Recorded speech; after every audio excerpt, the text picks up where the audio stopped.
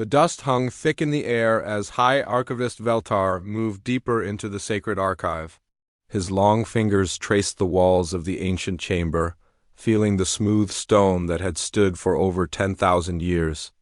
The Zephyrian's blue skin glowed softly in the dim light, casting shadows on the rows of storage units that stretched into darkness. Something was wrong. The automated systems had detected an anomaly in Vault 7, the deepest and oldest section of the archive. Veltar had spent 3 centuries as keeper of these sacred records, but he had never been called to investigate the lowest levels.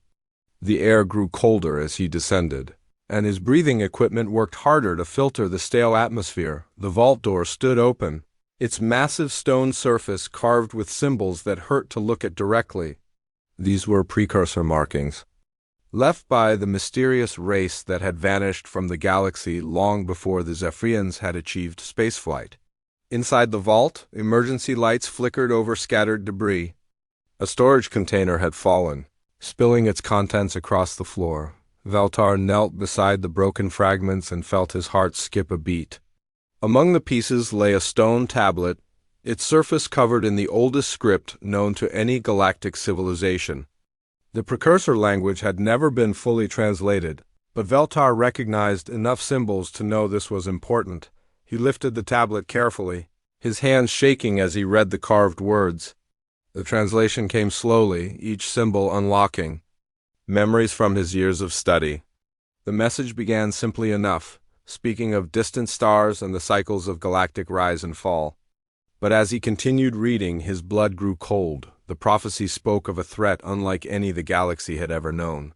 Not an invasion by force or conquest by technology, but something far more dangerous. The children of a blue world, it said, born of conflict and chaos. They would spread like wildfire across the stars, and all others would kneel or fall before them. These beings possessed an unquenchable hunger for expansion, and a terrifying ability to adapt to any challenge. They learned from every defeat and grew stronger with each battle. Their very presence would corrupt the order that held galactic civilization together. The prophecy warned that they would not simply conquer worlds but would change the very nature of those they encountered. Veltar read the final lines with growing horror. The Blue World children would return when the galaxy had grown comfortable in its peace. They would come from the direction of the old spiral arm, where the first precursor colonies had been established. And when they arrived, the age of stability would end forever. Meanwhile, across the galaxy in a system the locals called Sol, Captain Jake Morrison stood on the bridge of the starship UES Frontier and watched Earth shrink behind them. The blue marble that had been humanity's home for millions of years was now just another point of light among the stars. Jake was a career military officer who had spent 15 years flying atmospheric fighters before transferring to the new Space Navy. His weathered face and gray hair spoke of long experience, but his eyes held the excitement of a man about to make history. Today marked humanity's first journey beyond their home system using faster-than-light technology, the bridge. Crew worked quietly at their stations, running final system checks. Navigation Officer Lisa Carter hunched over her instruments, plotting their course to Alpha Centauri B4. Her red hair was tied back in a regulation bun, but several strands had escaped to frame her freckled face. She had graduated top of her class from the Naval Academy and had personally requested assignment to the first interstellar mission. Chief Engineer Ben Rodriguez monitored the new FTL drive from his station at the back of the bridge. The stocky engineer had helped design the revolutionary propulsion system that made this journey possible. His calloused hands moved over the controls with practiced ease, but Jake could see the tension in his shoulders. This was the drive's first long-range test, and everyone knew the risks. Communications specialist Amy Johnson sat at her post near the captain's chair, ready to record everything they encountered. The young officer had volunteered for the mission despite having a family back on Earth. Her blonde hair caught the light from her screens as she made final adjustments to the recording equipment. Jake had handpicked his crew from thousands of volunteers. The mission to Alpha Centauri B4 was supposed to be routine, A simple survey of an uninhabited system that long-range telescopes had identified as potentially suitable for colonization. The system contained several planets in the habitable zone, and preliminary scans had detected no signs of intelligent life. The FTL drive engaged with a low hum that vibrated through the ship's hull. Jake felt the familiar sensation of reality shifting around them as they entered hyperspace. The stars outside the viewport stretched into lines of light, then faded to the strange gray emptiness of the alternate dimension that allowed faster than light travel. The journey would take 6 days, during which they would be completely cut off from Earth. No communication was possible while in hyperspace, and if something went wrong, they would be entirely on their own. Jake had run dozens of simulations, but this was different. This was real. As the Frontier raced through hyperspace toward its destination, High Archivist Veltar was racing through the corridors of Zephyria Prime's capital city. The ancient tablet was secured in a protective case under his arm as he rushed toward the council chambers. The prophecy had to be shared with the Galactic leadership immediately. The Zephyrian Council had maintained peace across hundreds of worlds for millennia. Their advanced technology and wise leadership had prevented major conflicts and guided younger species toward enlightenment. But the prophecy suggested that all their efforts might soon be meaningless. Veltar burst into the council chamber where High Commander Zarath was meeting with military advisors. The massive Zephyrian turned his ancient eyes toward the archivist, his expression shifting from annoyance to concern as he saw the tablet. Within hours, the prophecy had been transmitted to every major civilization in the galaxy. The reaction was immediate and terrifying. Species that had lived in harmony for centuries began preparing for war. The children of the Blue World were coming, and the galaxy would never be the same. The used Frontier dropped out of hyperspace with a violent shudder that threw everyone against their restraints. Captain Jake Morrison gripped his chair as the ship's systems fought to stabilize after the rough transition. Red warning lights flashed across the bridge while damage reports flooded in from all sections. "Report," Jake ordered, his voice steady despite the chaos around them. Chief Engineer Ben Rodriguez's fingers flew over his console. "FTL drive is offline. We took some kind of massive energy surge during the jump. I've never seen readings like this." Navigation Officer Lisa Carter looked up from her instruments with confusion written across her face. "Captain, we're in the right system, but something's wrong. I'm detecting artificial structures on the third planet. The preliminary survey showed this system was empty." Jake leaned forward in his chair. The mission briefing had been clear. Alpha Centauri B4 was supposed to be uninhabited, a perfect candidate for humanity's first colony. But if Lisa was right, they had stumbled into someone else's territory. "Put it on screen," he commanded. The main view screen flickered to life, showing a blue-green world that hung in space like a jewel. But as the sensors focused, the crew could see the unmistakable signs of advanced technology. Massive structures orbited the planet, their surfaces gleaming with a strange metallic sheen. Energy patterns danced between the installations in complex geometric forms. Communications Specialist Amy Johnson turned toward the captain. "I'm picking up some kind of signal. It's not directed at us, but it's definitely artificial. The patterns are unlike anything in our databases." Jake made a quick decision. "Take us closer, but keep our weapons powered down and shields at minimum. We don't want to appear threatening." The Frontier moved slowly toward the third planet, its sensors recording everything. As they approached, the structures became more impressive. They were clearly the work of a civilization far more advanced than humanity. The architecture was beautiful but alien, with flowing curves and impossible angles that seemed to bend light around them. Lisa's voice cut through the silence. "Captain, I'm detecting movement. Several objects are moving to intercept us." On the screen, 3 sleek vessels emerged from behind the largest orbital structure. They moved with a fluid grace that human ships could never match, their hulls seeming to ripple like liquid metal. Each ship was easily twice the size of the Frontier, and energy readings showed they were armed with weapons humanity had never imagined. "They're not answering our hails," Amy reported, "but they're definitely scanning us." I can feel their sensors probing our systems.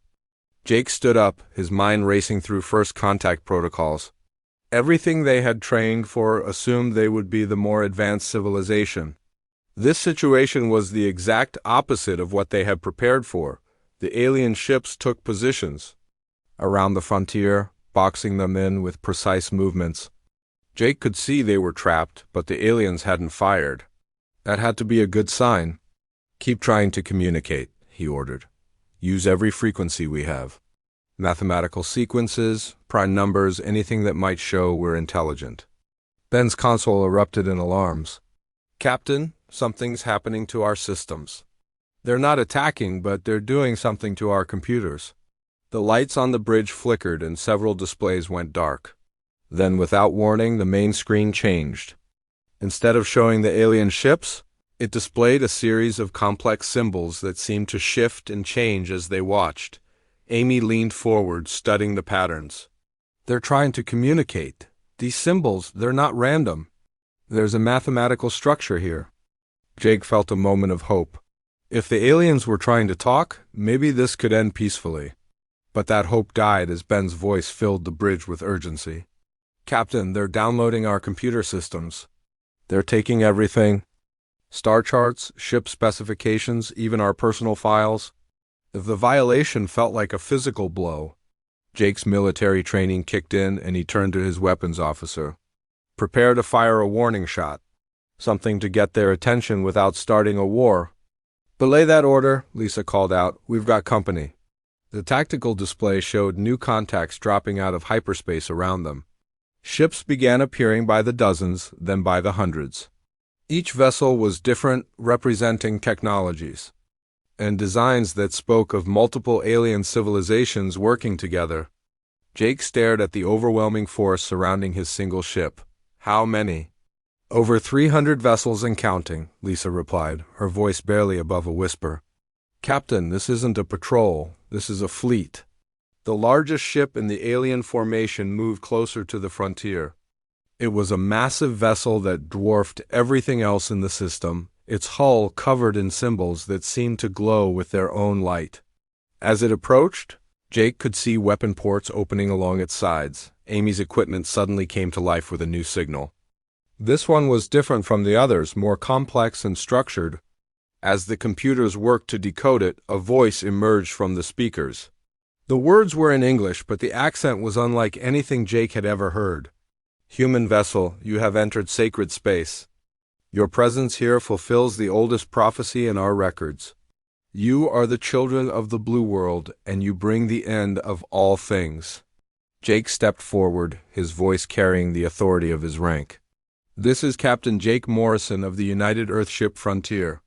We come in peace. We had no knowledge this system was occupied. The alien voice continued as if Jake hadn't spoken. Your ship will be destroyed, your people will be contained. The galaxy will be protected from your influence. The weapons on the massive ship began to glow with building energy. Jake realized with cold certainty that they were about to die. But Ben's voice cut through his despair. Captain, I've got the FTL drive back online. It's not stable, but it'll get us out of here. Jake didn't hesitate. Do it. Emergency jump to anywhere but here. The Frontier's drive engaged just as the alien weapons fired. The ship vanished into hyperspace, leaving behind only the echo of energy weapons and the beginning of a war that would reshape the galaxy. On the bridge of the Zephian command ship, Admiral Krelder watched the human vessel escape with a mixture of relief and concern. The prophecy had been fulfilled. The children of the blue world had come, and they had shown exactly the kind of impossible adaptability the ancient warnings had described. Krelder turned to his communications officer. Send word to the Galactic Council. The humans have been found. The containment protocol is now active. Across the galaxy, civilizations that had lived in peace for millennia began preparing for war. The hunt for humanity had begun. The emergency council session on Zephyria Prime had been going for 6 hours straight. Representatives from dozens of species filled the great chamber, their voices rising in heated debate as they argued over humanity's fate. High Commander Zareth. stood at the center of the circular room, his ancient face grave as he listened to the reports flooding in from across the galaxy. "The human ship escaped our containment net," Admiral Krelder reported, his voice carrying the weight of failure. "They displayed tactical abilities that should have been impossible for such a primitive vessel. Their adaptation speed exceeds all our projections." War Chief Gorthuk of the Kraxan Empire slammed his massive fist on his delegation's table. "This proves the prophecy speaks truth. These humans are exactly what the precursors warned us about. We must destroy them before they spread further." Ambassador Lithau of the Ethereal Collective raised her delicate hand. "Perhaps we should attempt communication first. Violence should be our last option, not our first. Communication?" Gorthuk's voice boomed across the chamber. "They violated sacred space. They downloaded our security protocols. They have already shown their true nature." Zareth raised his hand for silence. "The debate is over. The Galactic Council declares humanity a Category Omega threat. All member species will contribute to the containment protocol. We will establish a quarantine zone around their home system and eliminate any human presence beyond it." The decision sent shockwaves through the galaxy. Within hours, the largest military mobilization in galactic history was underway. Hundreds of species that had never fought together began combining their fleets and technologies for a single purpose: stopping humanity's expansion into the stars. Meanwhile, the battered UES Frontier limped back into Earth's solar system after 3 days of emergency repairs. Captain Jake Morrison stood in the briefing room at Luna Command, facing the assembled leadership of Earth's military and government. His report had stunned everyone present. General Frank Collins leaned forward. Across the table, "You're telling us that the entire galaxy is united against us? That they see us as some kind of prophesied threat?"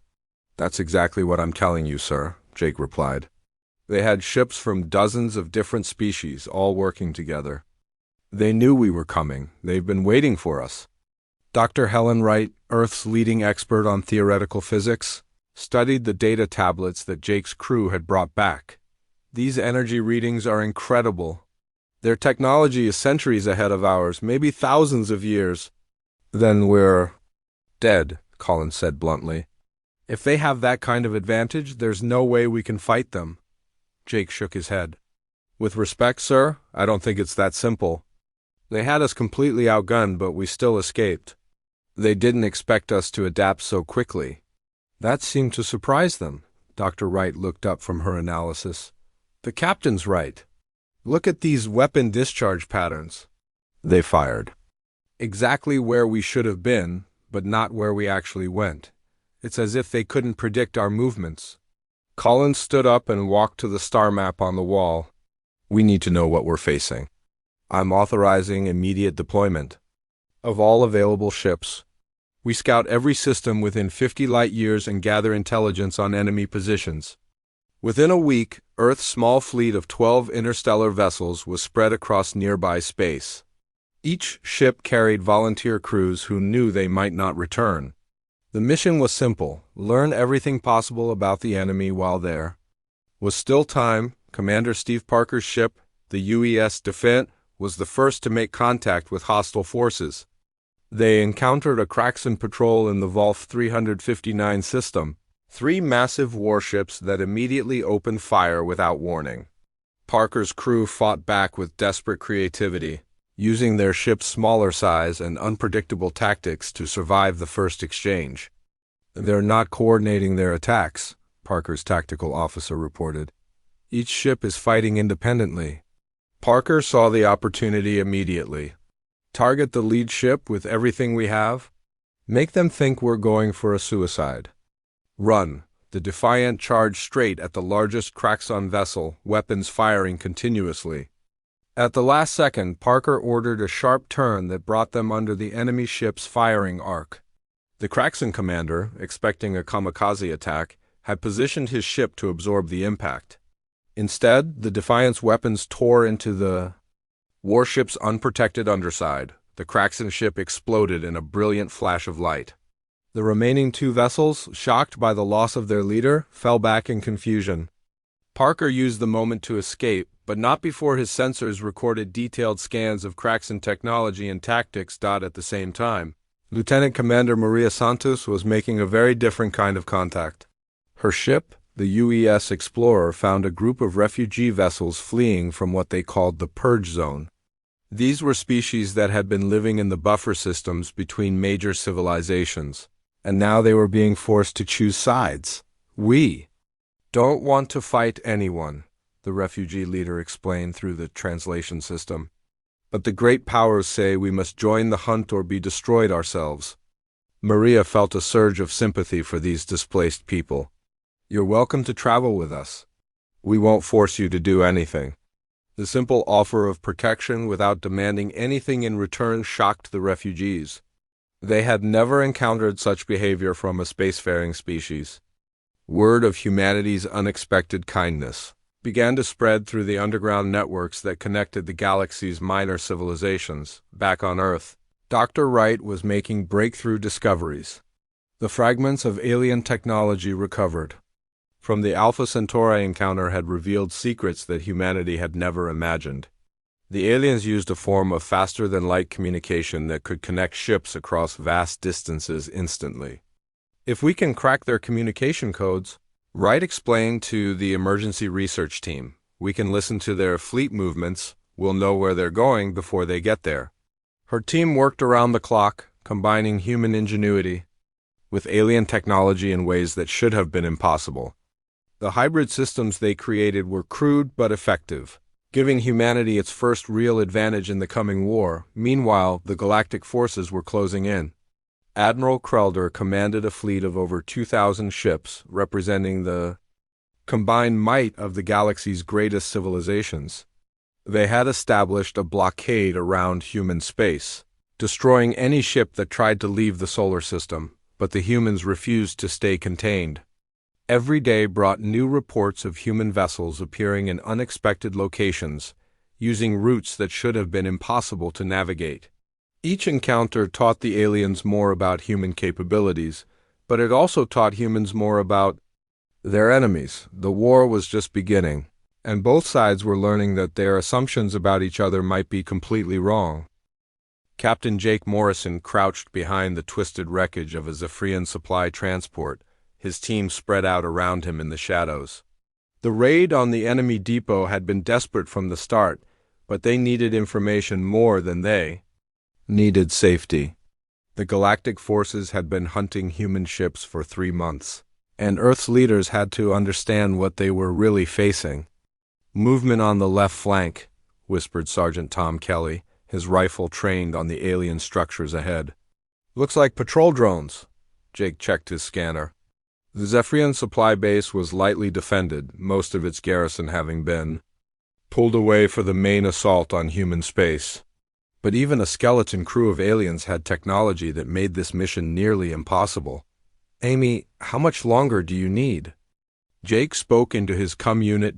Communications specialist Amy Johnson was hunched over a captured Zephyrian data terminal 50 meters away. Almost there, Captain. Their security is tough, but I'm breaking through. The mission had started as a simple supply raid. Earth needed alien technology to study, and the outer depot had seemed like an easy target. But Amy had discovered something in the alien computers that changed everything.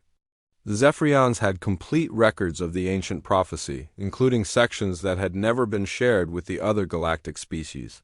Got it! Amy's voice crackled through the cum. Captain, you need to see this. The prophecy, it's not what we thought? Jake motioned for his team to fall back to Amy's position.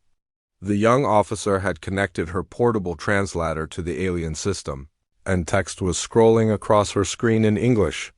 What Jake read made his blood run cold. The complete prophecy didn't just predict humanity's arrival. It described them in detail, down to their physical appearance and home planet. More disturbing, it mentioned specific human technologies that hadn't been invented yet when the prophecy was written. The precursors hadn't just foreseen humanity's coming. They had known exactly who humans were. Look at this section, Amy pointed to a passage near the bottom. It talks about the return of the first children and the completion of the Great Cycle. Captain, I think the precursors were human. The implications hit Jake like a physical blow. If the precursors had been human, then the prophecy wasn't a warning about an alien threat. It was a prediction about humanity's return to the galaxy after millions of years of absence. Download everything, Jake ordered. We need to get this back to Earth immediately. The team made their escape as Zephyrian reinforcements arrived, but they carried with them information that would change the entire war. Back on Earth, Dr. Helen Wright worked frantically to analyze the recovered data. What she found supported Amy's theory in ways that terrified her. The precursor ruins scattered throughout the galaxy contained genetic markers that matched human DNA. The ancient technology showed design principles that were unmistakably human in origin. Most shocking of all, the precursor language had grammatical structures that were identical to certain human language families. Dr. Wright called an emergency meeting with Earth's leadership. The evidence is overwhelming, she told the assembled generals and politicians. Humanity didn't evolve on Earth. We evolved somewhere else in the galaxy millions of years ago, then colonized Earth before our original civilization fell. General Frank Collins stared at the data displays in disbelief. You're saying we're the descendants of an ancient galactic empire? Not an empire, Wright corrected. Something else. The precursor record suggests they didn't conquer other species. They integrated with them. They shared technology and culture so freely that the boundaries between species began to blur. The other civilizations didn't fall to military conquest. They fell to cultural absorption. President Catherine Lee leaned forward. What does that mean for us now? It means the galactic civilizations aren't afraid of us destroying them, Wright replied. They're afraid of us changing them. The prophecy doesn't predict military conquest. It predicts cultural evolution. Meanwhile, the effects Wright described were already beginning to show in the galactic fleet. Admiral Krelder paced the bridge of his command ship, studying reports that made no sense. Zephyrian soldiers who had been exposed to human prisoners were starting to question orders. Kraxan warriors were showing mercy to defeated enemies. Various species were adopting human tactical innovations without authorization. The humans are like a virus, Krelder's aide reported. Everywhere they go, they leave changes behind. Our own people are becoming different after contact with them. The admiral turned to study the tactical display. Human ships continued to appear in impossible locations, using strategies that no galactic civilization had ever developed. But more disturbing were the reports of alien crews beginning to copy human methods. Sir, the communications officer interrupted. We're receiving a transmission from the Ethereal Collective. Ambassador Lithal wants to speak with you directly. The holographic image of the ethereal ambassador appeared on the bridge. Her usually calm demeanor was troubled, and when she spoke, her voice carried emotions that her species had suppressed for millennia. Admiral Krelder, I must report disturbing developments within our fleet. Our crews are experiencing what can only be described as individual thoughts and feelings after exposure to human broadcasts. Some are refusing to fire on human civilian targets. Krelder felt a chill run through him. The Ethereal Collective had achieved perfect unity through the elimination of individual consciousness thousands of years ago.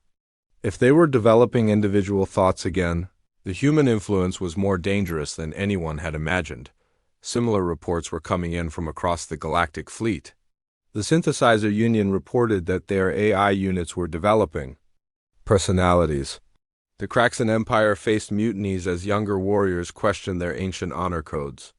Even among Krelder's own crew, he could see signs of change. Commander Pete Harrison of the UES Courage was witnessing the same changes from the human side. His diplomatic mission to the Centauri cluster had started as a desperate attempt to find allies, but it had become something much more significant. They're not our enemies, Pete reported back to Earth. Most of these species are just terrified. They've lived the same way for thousands of years, and we represent everything they fear about change. Pete's ship had rescued the crew of a disabled Zephyrian transport, an act of mercy that had shocked both sides. The rescued aliens had expected to be tortured or killed, but instead the humans had provided medical care and safe passage home. Word of the incident had spread throughout the Galactic fleet, causing more confusion among the alien crews. Some of them want to surrender, Pete continued. Not because they're defeated, but because they're curious about us. They want to understand what we represent. Back on Earth, the pieces were starting to come together. The ancient prophecy wasn't about destruction at all. It was about transformation. Humanity's ancestors had changed the galaxy once before, and now their descendants were returning to do it again. The question was whether the current galactic civilizations would accept that change or fight it to the bitter end. As both sides prepared for the final confrontation, the outcome would determine not just humanity's survival, but the future of every species in the galaxy. The war was reaching its turning point, and neither side fully understood what they were really fighting for. Admiral Krelder stood on the bridge of his flagship as the largest armada in galactic history prepared for the final assault on Earth. Over 5,000 ships from dozens of civilizations stretched across space in perfect formation. This was supposed to be the moment when the human threat was ended forever, but something felt wrong. Sir, we're receiving multiple requests for clarification of targeting protocols, his communications officer reported. Several fleet commanders are asking about civilian evacuation procedures, Krelder frowned. Such questions had never been raised in previous campaigns. The galactic military had always followed clear rules of engagement, but those rules had never included provisions for sparing enemy civilians. The change troubled him more than he wanted to admit. Remind all commanders that this is a Category Omega operation, he replied. Standard protocols do not apply. But even as he gave the order, Krelder could see the hesitation in his crew's movements. Months of conflict with the humans had changed them in ways that were becoming impossible to ignore. His own tactical officers were suggesting strategies that prioritized minimizing casualties over achieving quick victories. Meanwhile, Commander Sarah Brooks crouched in the ventilation shaft of a Zephyrian command vessel, her heart pounding as she listened to the alien conversations below. The infiltration mission had been her idea. A desperate gambit to reach the Galactic Fleet's communication hub and broadcast the truth about the precursor prophecy to every ship in the Armada. Sarah's team had spent weeks preparing for this moment. They had studied captured alien technology, learned the basic Zephyrian language patterns, and planned every detail of their approach. But nothing could have prepared them for what they found inside the enemy fleet. Brooks to base, she whispered into her unit. The aliens are arguing among themselves. I can hear them through the vents. Some of them don't want to attack Earth. The Zephyrian bridge crew below was indeed divided. Captain Thelvin argued with his senior officers about the morality of destroying an entire planet, while his weapons officer refused to target civilian installations. The debate grew heated as more crew members joined in, their voices rising with emotions that Zephyrians had rarely expressed. Sarah reached the communication hub and began connecting her equipment to the alien systems. Dr. Wright's hybrid technology had given her the tools to break into their networks, but she needed time to upload the complete precursor records that would prove humanity's true origins. Upload at 30%, her technical specialist reported through the comm, but we've got movement in the corridor. Security patrols are getting closer. The evidence that Sarah was uploading told the complete story of the ancient prophecy. The precursors hadn't been destroyed by some external threat. They had evolved beyond the need for individual species identity, creating a galactic civilization where the boundaries between different forms of life had gradually dissolved. 60% complete, came the update. Sarah, you need to see. The alien crew below is watching our transmission. They're not trying to stop us. Sarah peered through the vent and saw Captain Thelvin studying the human data with fascination rather than alarm. The Zephyrian officer was reading the prophecy's true meaning with growing understanding, and his expression showed wonder rather than fear. The transmission reached every ship in the Galactic Fleet simultaneously. Across the Armada, alien crews stopped their preparations for battle to study the evidence that humanity presented. The revelation that their ancient enemies were actually their distant cousins sent shockwaves through every civilization. On the bridge of a Kraxan battleship, War Chief Drakmor watched his younger warriors lay down their weapons after reading the human message. "The prophecy speaks not of conquest, but of reunion," one of them declared. "We have been preparing to fight our own ancestors." Similar scenes played out throughout the fleet. The Synthesizer Union's AI units began developing individual personalities. At an accelerated rate, their collective consciousness fragmenting into millions of unique perspectives. The Ethereal Collective found themselves experiencing emotions they had forgotten for millennia, as their enforced unity crumbled under the weight of rediscovered individuality. Back on Earth, the desperate preparations for humanity's last stand took on a different character as reports reached them about the changes in the Galactic fleet. General Frank Collins coordinated the defense from the command center beneath Geneva, but his plans had to account for an enemy that was no longer unified in its purpose. "Half their fleet is refusing to advance," his aide reported. "Intelligence suggests massive defections among the alien crews. Some ships are actually moving to defensive positions around our outer colonies." Collins studied the tactical display with amazement. The carefully planned galactic assault was falling apart, as individual ships and entire squadrons broke away from the main force. Some were retreating, others were holding position, and a few were actually moving to intercept the remaining hostile vessels. Captain Jake Morrison found himself in the strangest battle of his career as the UES Frontier joined a mixed formation of human and alien ships defending the approach to Earth. A Zephyrian cruiser flew alongside his vessel, its crew having decided that the prophecy's true meaning made them allies rather than enemies. "This is Captain Felvin of the ZNS Wisdom," came the transmission. "We offer our assistance in protecting your homeworld. The ancient bonds between our peoples must not be broken again." Jake accepted the offer with wonder and caution.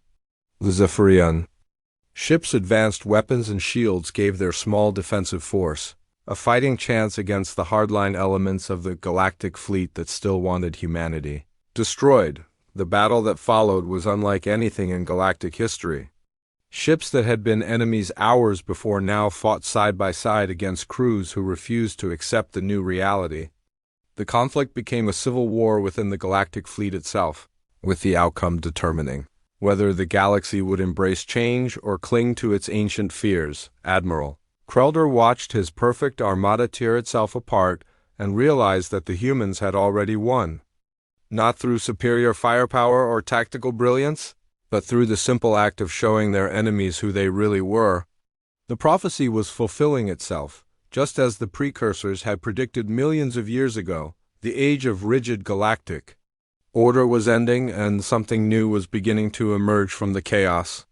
The question was no longer whether humanity would survive, but what kind of galaxy would emerge from the transformation they had triggered. 6 months after the battle that never was, Captain Jake Morrison stood in the observation deck of New Geneva Station and watched ships from dozens of worlds docking at the massive orbital facility. The space station was humanity's first major construction project outside the solar system, built with technology shared freely by their former enemies who had become unlikely allies. "Hard to believe how much has changed," said Admiral Krelder, joining Jake at the viewing window. The Zephyrian officer had become one of humanity's strongest supporters after witnessing the transformation of his own crew during the final confrontation. Jake nodded, still amazed by the sight of human and alien workers collaborating on construction projects that would have been impossible just months ago. "My grandmother always said that people could change if they really wanted to. I never thought she meant entire civilizations." The old Galactic Council had dissolved completely within weeks of the failed Earth assault. The rigid structure that had maintained order for millennia simply could not survive the cultural earthquake that humanity's return had triggered. In its place, something entirely new was emerging. Dr. Helen Wright approached them, carrying a datapad filled with reports from across the galaxy. "The integration process is accelerating beyond all our projections," she told them. We're seeing changes on hundreds of worlds that the original prophecy predicted would take centuries. The changes were indeed remarkable. On Kraxon Prime, the warrior caste was learning human concepts of mercy and strategic thinking that had revolutionized their approach to conflict. Young Kraxon warriors were studying human military history alongside their traditional honor codes, creating hybrid fighting styles that emphasized protection over destruction. The ethereal collective had experienced the most dramatic transformation of all. Their enforced unity was fragmenting into millions of individual consciousness, each developing unique perspectives and emotions. Rather than creating chaos, this change had unleashed a renaissance of art, philosophy, and scientific discovery that their species hadn't experienced in thousands of years. Ambassador Lithal sent her latest report, Wright continued. Her people are calling it the Great Awakening. They're rediscovering what it means to be individuals while still maintaining their psychic connections. It's like watching an entire species grow up. Even the synthesizer union had been affected in ways no one had anticipated. Their artificial intelligence units were developing personalities and creative abilities that turned them from simple computers into genuine artificial beings. Some had even requested to be treated as citizens rather than property, leading to galactic debates about the rights of artificial life. Commander Pete Harrison walked up to join the group, his diplomatic uniform bearing insignia from both Earth and the new Confederation of Worlds that was slowly taking shape. The vote is in from the Centauri Assembly, he announced. They've agreed to join the Confederation. That makes 47 member worlds so far. The new galactic government was unlike anything that had existed before. Instead of the top-down control of the old council, the Confederation operated on principles of voluntary cooperation and shared decision-making. Each world maintained its sovereignty while participating in collective projects that benefited everyone. Jake looked out at the construction crews working on the station's newest module. Human engineers worked alongside Zephyrian technicians, Kraxon labor teams, and ethereal designers. The collaboration had produced architectural marvels that combined the best of each species' abilities. The children's school opens next week, Amy Johnson announced as she joined the group. The former communications officer had become the station's coordinator for interspecies cultural exchange. We have students from 12 different worlds signed up for the first class. The school represented something that would have been unthinkable. Under the old galactic order, human children would learn alongside young aliens, sharing languages, customs, and ways of thinking that would create the first truly galactic generation. The sight of human and alien children playing together had become a symbol of the new era. General Frank Collins appeared on the observation deck, his weathered face showing a satisfaction that came from seeing former enemies become trusted friends. The exploration fleet is ready to depart, he announced. Captain Morrison, your ship will lead the expedition to the precursor homeworld. The discovery of the original human homeworld had been one of the most significant archaeological finds in galactic history. Deep in the galaxy's core region, the ancient planet held ruins that told the complete story of humanity's first galactic civilization. The expedition would finally answer the remaining questions about humanity's origins and their ancestors' ultimate fate. The new ships are incredible, Jake said, thinking about the hybrid vessel that would carry them to the galactic core. Human creativity combined with alien technology had produced spacecraft that surpassed anything either side could have built alone. The fusion of different approaches to engineering had created breakthroughs that benefited everyone. Dr. Wright smiled as she watched a group of mixed-species researchers preparing for the expedition. The precursors would be proud, she said. They predicted that humanity would return to change the galaxy, but I don't think even they could have imagined how quickly it would happen. The transformation had indeed been faster than anyone expected. Instead of the gradual cultural shifts that the prophecy had described, the galaxy was experiencing rapid evolution on multiple fronts. Trade routes that had been closed for millennia were reopening. Scientific discoveries were being shared freely between worlds. Art and music were crossing species boundaries in ways that created entirely new forms of expression. There's word. From the Outer Rim territories, Pete reported, checking his communication device. 3 more systems have requested to join the Confederation. It seems that news of our success is spreading faster than we can keep up with. The changes weren't limited to the major civilizations. Smaller species that had been ignored or oppressed by the old galactic order were finding their voices in the new system. Refugee populations were being welcomed and integrated rather than turned away. The galaxy was becoming more diverse and vibrant than it had been in thousands of years. As evening approached on the station, Jake gathered his crew for the departure briefing. Tomorrow they would begin the journey to humanity's ancient homeworld, seeking answers about their past while building a future that none of them could have imagined. The prophecy had been fulfilled, but not in the way anyone had expected. Humanity had indeed returned to change the galaxy, but they had done so not as conquerors but as catalysts for growth and renewal. The oldest warning in galactic history had become the foundation for the greatest period of progress and cooperation the galaxy had ever known. The children of the blue world had come home at last, and they had brought with them the promise of a brighter tomorrow for everyone.